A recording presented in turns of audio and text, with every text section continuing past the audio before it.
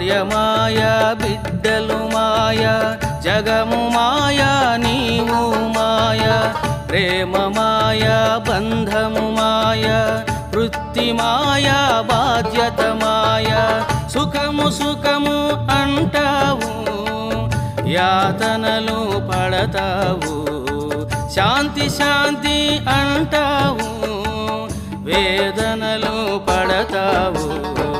ఉన్నన్నాళ్ళు శాంతి లేదు పోయేనాడు ఏమి రాదు యాతన ఎందుకురా జీవా వేదన ఎందుకురా